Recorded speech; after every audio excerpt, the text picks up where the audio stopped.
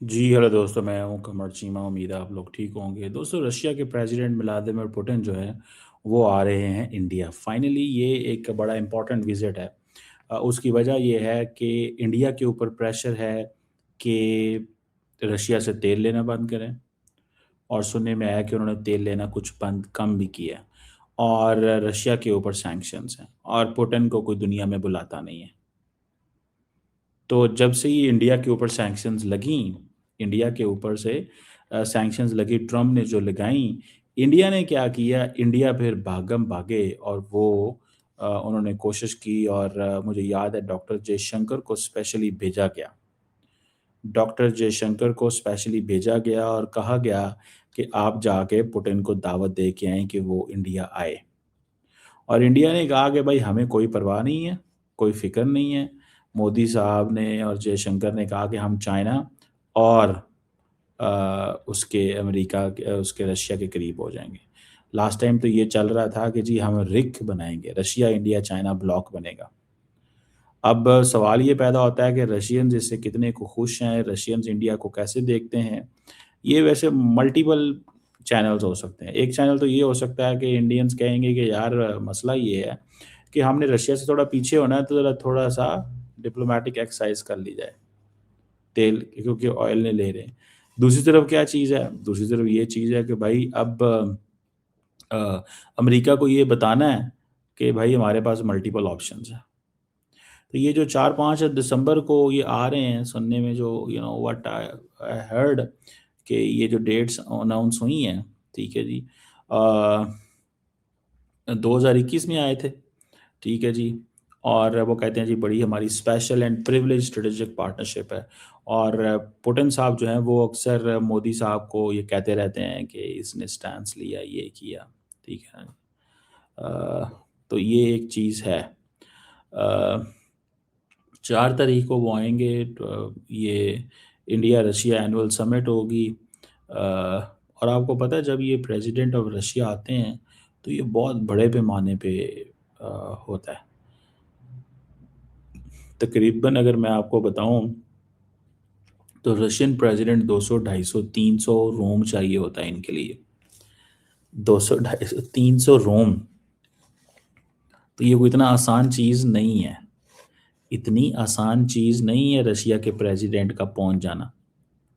तो वो अब रशियन प्रेसिडेंट जो हैं वो आएँगे, वो आके अपना एक जो जो रिलेशनशिप है इंडिया के साथ उसको मज़ीद स्ट्रेंथन करेंगे।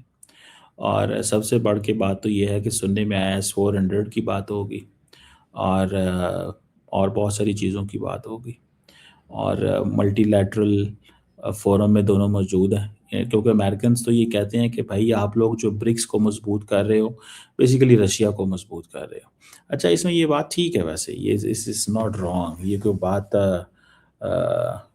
इसको one can not ignore that, कि ये चीज़ जो है, अगर फॉर एग्ज़ाम्पल देखा जाए, कि एक तरफ हम ये देखते हैं कि जो इंडियन जो लीडरशिप है, वो तकरीबन तकरीबन बायलैटरल ट्रेड $60 बिलियन पे लेके गई because of discounted Russian oil,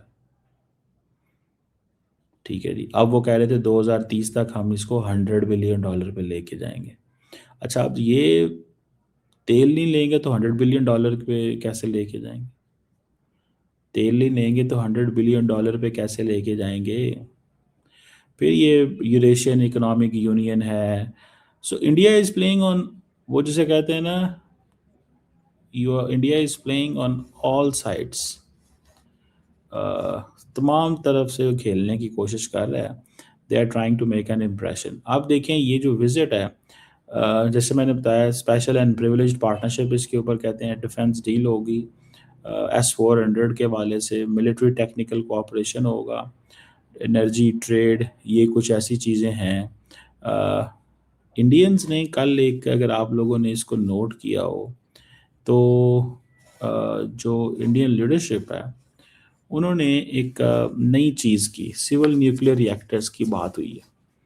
civil nuclear reactors की बात हुई थी। और वो जो बात है उसके पीछे क्या गेम है और क्या चीज़ है और क्या चक्कर है, that is something is important. ठीक है जी।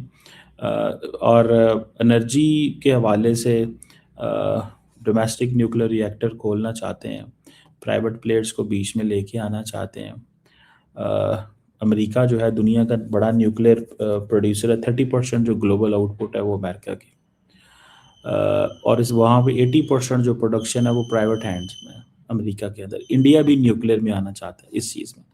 और इस चीज़ पे मैं आपको बात बताऊं, इंडिया चाहता है कि जो रशियंस हैं वो हमारी मदद करें, रशियंस हमारी मदद करें। इस तरह चाइना जो है दैट इज़ दुनिया में दूसरे नंबर पे है न्यूक्लियर प्रोड्यूसर जो है, इन टर्म्स ऑफ जो एनर्जी के हवाले से। प्राइवेटली वहाँ पे कोई नहीं है क्योंकि स्टेट कंट्रोल है। फ्रांस दुनिया में तीसरे बड़ा नंबर है न्यूक्लियर प्रोड्यूसर, 14% ग्लोबल शेयर है उसका, 100% वहाँ पे भी स्टेट ओन्ड है। रशिया के अंदर चार न्यूक्लियर फोर्थ न्यूक्लियर प्रोड्यूसर है, 8% ग्लोबल शेयर है उसका, वहाँ पे भी सारा स्टेट कंट्रोल है। सिवाय अमेरिका के कोई ऐसा मुल्क नहीं है जिसमें प्राइवेट प्रोडक्शन हो। 80% जो है वो प्रोडक्शन प्राइवेट होती है। सो दैट इज़ समथिंग सिग्निफिकेंट। अब इंडिया के अंदर प्राइवेट सेक्टर में ये किसको स्पेस देना चाहते हैं, प्राइवेट सेक्टर में ये किसको स्पेस देना चाहते हैं, क्या करना चाहते हैं, कैसे करना चाहते हैं, ये एक फैक्टर मौजूद है। I don't know in reality ये मोदी साहब के दोस्त ही होंगे, बेस्ट फ्रेंड्स को तो नहीं देने जा रहे। और अगर देने भी जा रहे हैं तो हमारा इससे ज़ाती तो कोई लेना देना नहीं है। The real thing which matters is कि यहाँ पे प्राइम मिनिस्टर मोदी के वो जो अपने दोस्त शोस्त हैं वो उनको देंगे। दोस्तों को भी दें तो हमें इससे क्या लेना देना। But the problem here is very significant. Problem ये है कि अ, जो लीडरशिप है इंडिया की, अगर वो पुतिन के साथ ये डील कर लेती है तो they are going to be in a very beneficial position. और प्राइवेट सेक्टर इंडिया ने अपने प्राइवेट सेक्टर को डिफेंस और इन चीज़ों में बहुत ज़्यादा एक्टिवेट किया, विच इज़ गुड। देखिए हर चीज़ स्टेट कंट्रोल तो नहीं होती, ठीक है। और अब देखना ये है कि ये जो विजिट है, क्या India wants to give a message of strategic autonomy, that is one thing. Secondly, अगर इंडिया ने रशिया से तेल खरीदना कम कर दिया तो फिर स्ट्रेटेजिक ऑटोनॉमी किस चीज़ की है, ठीक है जी। यहाँ पर ये है कि रशिया से तेल खरीदते रहेंगे, ब्रॉडर डाइवर्सिफिकेशन ऑफ पार्टनरशिप चाहते हैं। इंडिया के अंदर इस सवाल को बड़ा डिस्कस किया जाता है that they are going for a broader diversification, military, energy, trade और सप्लाई चेन। इसमें they are into this game के हमें हर लिहाज से अपनी ब्रॉडर डाइवर्सिफाई करना है। अब कैसे इग्नोर कर सकेंगे और क्या चीज़ें होंगी। सो नई डिफेंस डील जो है 400 की हो सकती है, जैसे मैंने बताया आपको। लोकल करेंसी में ट्रेड वो ऑलरेडी चल रही है। Civil nuclear cooperation is important. India का क्या कंट्रीब्यूशन है जंग बंद करवाने में, लार्जली कोई कंट्रीब्यूशन नहीं है, स्वाय इसके कि इंडियंस जो है ना वो ये कहते हैं कि जंग बंद होनी चाहिए, जो प्राइम मिनिस्टर मोदी ने वहाँ पे कहा था यूएन में कि this is not an era of war. ठीक है ना जी, ये कुछ जंगों का ज़माना नहीं है। हालांकि मोदी बेशक बेशक ये कहते हैं कि जंगों का ज़माना नहीं है, लेकिन फिर भी इट्स एक सिग्निफिकेंट चीज़ है कि जंगों के बगैर अपनी भी तैयारी तो सारी मोदी साहब की जो है वो जंगों के वाले से ही है। सारे का सारा जो फोकस है वो जंगों के ऊपर ही है। और वो ये कहते रहे भले कि जनाब हम ऐसा कुछ नहीं है, लेकिन द रियल थिंग इज़ कि ये सारी वो चीज़ है। So it's all important, civil nuclear cooperation हो,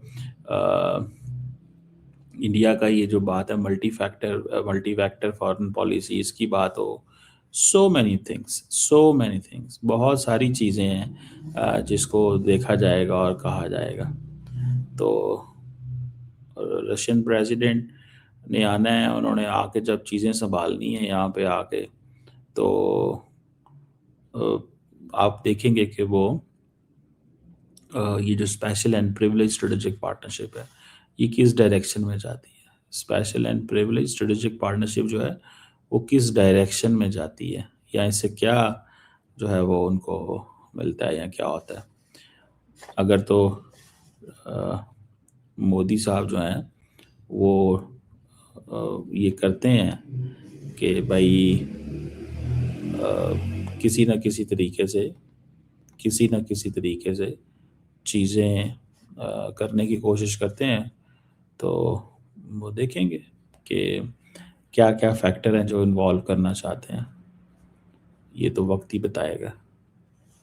लेकिन एक चीज़ मैं आपको बता दूं कि ये जो पुतिन का विज़िट है, अगर इंडिया तेल खरीद रहा है मुसलसल, तो इंडिया की और सख्ती आ जानी। एक तरफ ये बातें हो रही हैं कि जो है वो कीमतें कम हो रही हैं, तेल कम ले रहे हैं, लेकिन मुझे लगता नहीं है ये ऐसे है। ठीक है, ट्रम्प ने बार बार कहा है कि इंडिया रेडी हो गया, रशियन ऑयल नहीं लेगा। ये बात की है ना, ट्रम्प ने कई दफ़ा की है। और ये मोदी साहब की जो पुतिन के साथ ये जो कोजी रिलेशनशिप है, इसको बहुत ज़्यादा अमेरिकन भी गुस्से में हैं और सारे गुस्से में। और जो ट्रम्प के नए एम्बेसडर हैं इंडिया में, सर्जियो गोर, जो कि प्रेसिडेंट ट्रम्प के बड़े करीबी समझे जाते हैं, तो कहा जाता है ये बेसिकली अमेरिकन की नई पॉलिसी है कि वो कहते हैं कि जी मोदी बहुत ज़बरदस्त बंदा है, लेकिन अंदर से मामला टाइट रखो, कोई फेवर ना दो, मतलब किसी किस्म की। ये this is what I realised कि किसी किस्म की कोई फेवर ना दो। तो ये एक चीज़ है। 50% टैरिफ भी लगा दिए, अभी कोई रास्ता भी नहीं है। आज वैसे मोदी साहब कह रहे थे, जनाब जो मर्ज़ी कहते रहो, मुझे क्या फ़र्क पड़ता है, मेरी तो इकोनॉमिक ग्रोथ जो है वो 8% पे जा रही है। अब पता नहीं ये 8% पे कैसे जा रही है या क्या इसके ऊपर हो रहा है, लेकिन this is what people are quoting Modi. लोग मोदी को कोट कर रहे हैं कि पाइन वो कह रहा है कि जनाब मेरी तो इकोनॉमिक ग्रोथ जो है ना वो इतने पे जा रही है। किसी को बुरा लगता है, किसी को अच्छा लगता है। So if this is 8.2% GDP growth rate है, ठीक है जी। और कई लोगों का कहना है कि ये स्टैटिस्टिक्स ठीक नहीं है, लेकिन अगर if it is the Indian prime minister कह रहा है, तो और वो भी जब अमेरिका के 50% टैरिफ लगे हुए हैं, तो इसका मतलब क्या है? इसका मतलब है, मैसेज है कि जितने मर्जी टैरिफ लगा लो, हम ग्रो करेंगे, हम ग्रो करेंगे, तुमने जो करना है कर लो। So that is something very significant. ये एक सिग्निफिकेंट चीज़ है, और ये नज़र आती रहेगी आपको कि ये ऐसे ही है कि 8.2 पे चल रहा है यहाँ। अच्छा, बल्कि मैं इसको ये भी देख रहा था कि कई लोगों ने बीच में कमेंट भी किए हुए थे। उन्होंने कहा जी आईएमएफ तो कहता है कि जी हमने इंडिया को सी दिया ऑन इट्स जीडीपी और इसका जो नेशनल अकाउंट्स डाटा है उसके हवाले से, ठीक है जी। और साथ में ये भी है कि इंडिया का जो नेशनल अकाउंट और जो इन्फ्लेशन डाटा वो बहुत सारी चीज़ों को नहीं कर रहा। तो दैट इज़ द पॉइंट, ठीक है जी। अब देखना तो ये है कि are they playing with figures, data और व्हाट। लेकिन फिर मैं कहता हूँ कि ये इतना आसान काम नहीं होता, इतना आसान काम नहीं होता। अब क्योंकि वो कांग्रेस कहती थी दी इंडियन इकोनॉमी इज़ डेड, ठीक है जी। अब वो कह रहे हैं भाई ये तो 8.2 पे चल रही है, तुम कैसे कह रही हो इंडियन इकोनॉमी इज़ डेड। समझ रहे हैं बात? वो कह रहे हैं कि ये तो 8.2 पे चल रही है, तो ये तुम कैसे कह सकते हो कि ये ऐसे है। So this is something important and significant है। लेट्स सी, देखेंगे एक पुतिन साहब क्या लेके आते हैं इंडिया के लिए, और इंडियंस जो हैं वो क्या देते हैं पुतिन को, या कि सारा इंडियंस ही लेंगे। लेकिन इस वक़्त तो पुतिन मज़े में है, अच्छे भले पैसे कमा रहे हैं वो और जंगें भी हो रही हैं और अमेरिका का प्रेशर भी है लेकिन कुछ बन नहीं रहा।